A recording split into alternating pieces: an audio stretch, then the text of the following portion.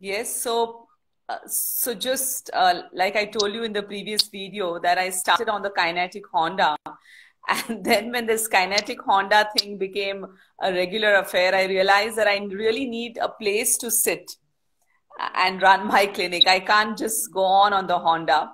So I approached a dermatologist whose clinic was free in the evening from say 4 to 6. He used to come only at 6 o'clock. And I said, I went to his office and I told him, sir, Dr. Ahmed Ansari, actually, I told him, sir, can you please allow me to sit in your OPD, in your offices for 2 hours before you come in? And I would like to pay you the rent for this particular office for these many hours. And he looked at me and he said, sorry, Dr. Zamindar, but I will not be able to do that. I'm really very sorry.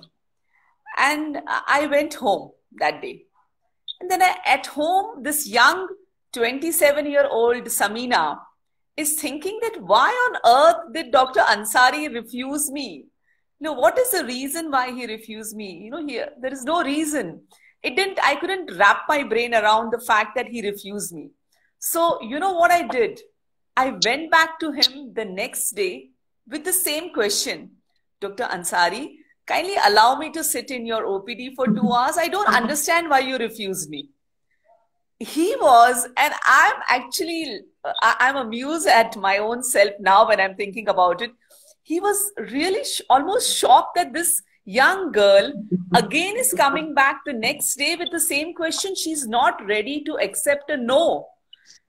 And he just smiled at me. He called his secretary and said, Dr. Samina is going to sit in our offices from tomorrow onwards till whatever number of days she wants to. She's our guest. So when he meant she's our guest, he did not charge a single paise for rent. I was in his clinic for 9 months and I established my name in Kamannahalli area in Bangalore, sitting over there. And then I said, now it's enough of his generosity, which I'm taking. And I opened the first Zamindar's Eye Center. So 2 things, Priya. One is that I never took no as an answer. And secondly, I got kind people supporting me in my journey. So, of course, I think I give a lot of credit to my husband. He was the initial source of funding for my first eye center, which was opened in Jai Bharat Nagar. And I just started with 1 staff. So it was just me and my first staff, Lakshmi. And we used to do everything possible. We were the optometrist, the housekeeping, the doctor, the everything. And it was so much good fun. My father-in-law was there to, support. He was actually, he monitored my carpentry work for that particular center and he stood there. And I have an extended family in Bangalore, my brother-in-law's family.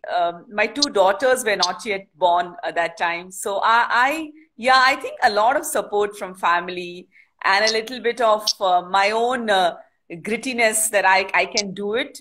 I knew, and even now I don't speak very good Kannada, but I managed to learn a little bit of Kannada. And I started conversing with my patients in the language. And even now when nan matartini ಆ time patients ಗೆ ಮುಖಾಗೆ ಒಂದು smile ಬರುತ್ತೆ. Doctor try ಮಾಡ್ತಾ ಇದ್ರ ಆ ತರ. But I have enjoyed my journey. Yes, it was difficult. We started without any expectations. I didn't have a bigger picture in mind. Honestly speaking, I thought, chalo, let's start and see how it goes. And then, every one day at a time, and things started happening. People, even Lakshmi, who was with me on the day 1 of my private practice, still is with me, So that's amazing. Yeah, that's amazing. Wow. Oh, that is a different. Yeah. So Hiba is my first daughter, and she came to our family through adoption, and she's a beautiful, beautiful child. Hiba means a gift from God. So she was truly a gift from God. And it was a struggle, of course. Between me and my husband, we were working part-time to see that there is enough care for Hiba. We got good caretakers also. And of course, every mother feels that they wish they could have given more time to their kids. which is still there. In hindsight, mother's guilt is definitely there. And in hindsight, I'm not now sure whether what was a bigger thing which I could have done. The sacrifice, I sacrificed the time with my children. My children missed the mother when I went to work. Or the lesson, as these two beautiful girls, my younger daughter Ruhi was born 3.5 years later, and Ruhi means a soul. She's a soul of our family, of Hiba, of all of us. And so both these daughters, I don't know which is a bigger sacrifice, whether their sacrifice of their mother or my sacrifice of their childhood. But I think I have empowered them to do the same thing when they become mothers, to allow themselves to work and say that, okay, if my mother could do this, we can also do this, and it's all right. Wow. And your family and everything, I think it was a beautiful journey. Yes, without fail. Without the support of my husband, his name is Fayaz, it would have been impossible, actually. Yes. Oh, okay. So coming to one incident which has left a mark on you. It can be up or down. On you. One incident which is a little different from the norm, and it has stayed in your and we can learn something.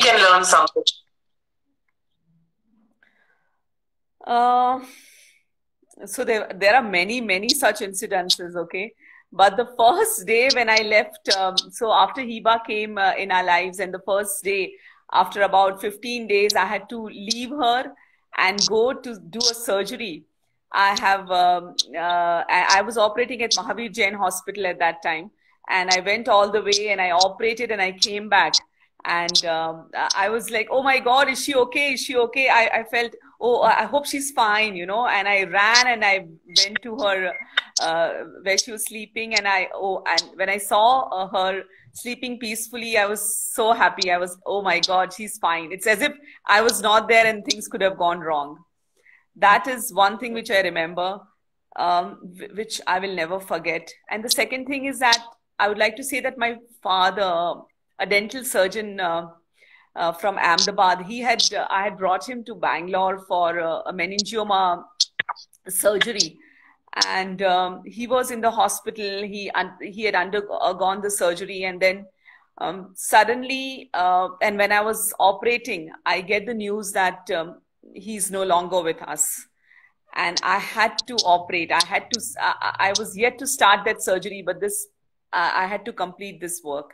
And I did the surgery and I came out. I didn't leave it. I didn't leave it to anybody. I said, I have to finish this surgery. I finished and I rushed back to the hospital because I felt my dad would have been proud that I've done this job and then I'm coming. And actually that surgery was for a person who couldn't afford. We were doing a charitable surgery. And I said, I can't leave this. It's for my dad. I have to finish this and go back. So these two incidences definitely are something which I can share offhand if I remember, but there will be many more such incidences which are there. This is a heart moment. Both incidents. It shows that there is a norm in public that working women don't have.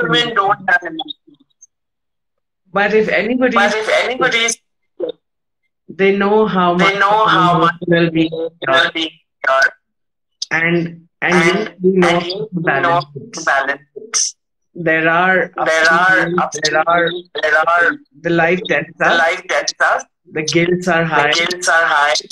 But we know how to. And it is not. Thank you for this is a big hug. To you. Thank you, Priya. Thanks. Okay. One thing that people don't know about Zarina. They don't know. They don't know about Dr. Samina. Apart from the I read your people do call you a doctor with high IQ. So apart from that, one thing that Priya, I think the one thing which people don't know about me is that I'm a professional theatre actor. Wow! Yes, I've done professional theatre in Bangalore in Ravindra Kalakshetra, Hindi theatre, and I have promised myself that you know, once again, when life gives me an opportunity, I will go back on the stage. Yes, I will go back on the stage. Yes. Oh wow! So what? Under which banner did you? So this is the director Nagesh, and the play which I did professionally was Rakt Kalyan. It was a Hindi adoption. Yes, yes, and it was a Hindi adaptation of Girish Karnad's original Kannada play. Correct. And I was playing the main lead, Maharani Rambhavati. Wow. So, like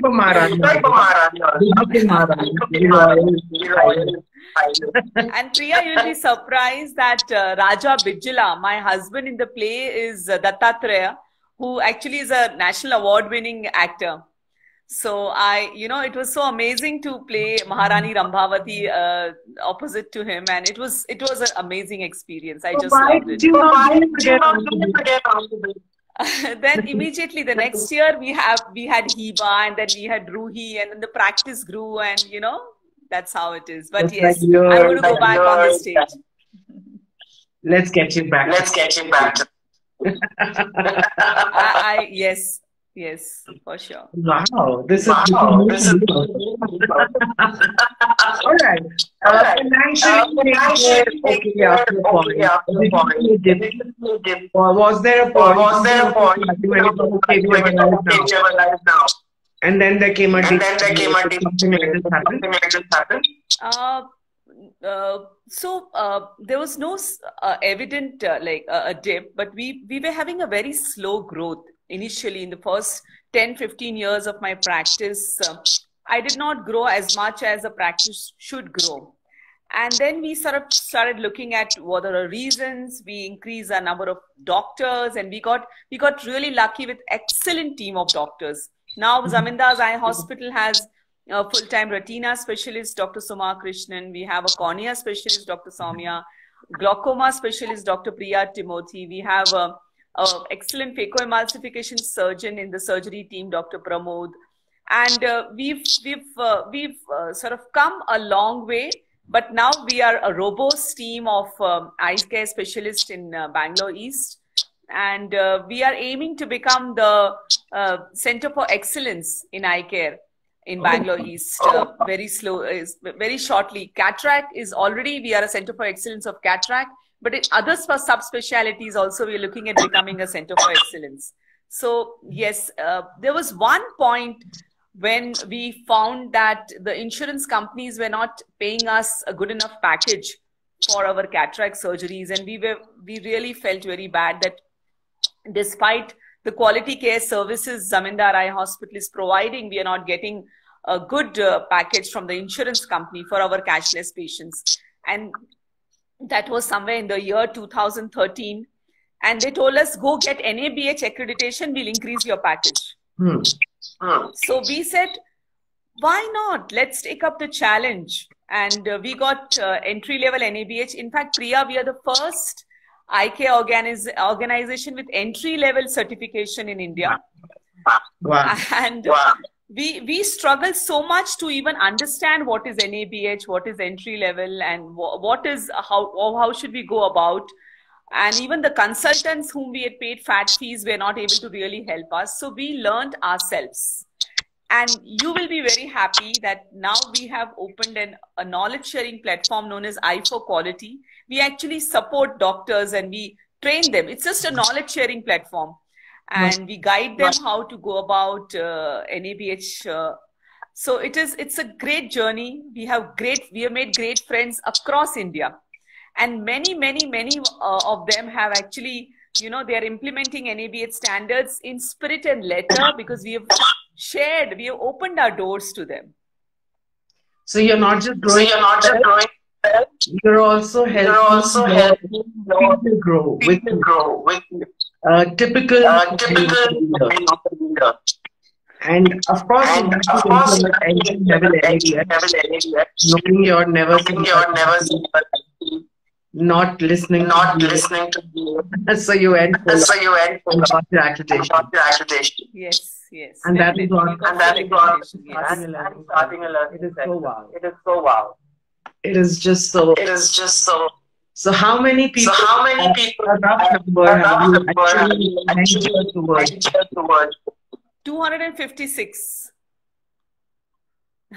It's a team between myself, Mrs. Vinuta Raju, our executive manager, Dr. Pradnya Sriram from Pradnya Netralaya, Dr. Gagan Dudeja, and Dr. Jalpa Vashi.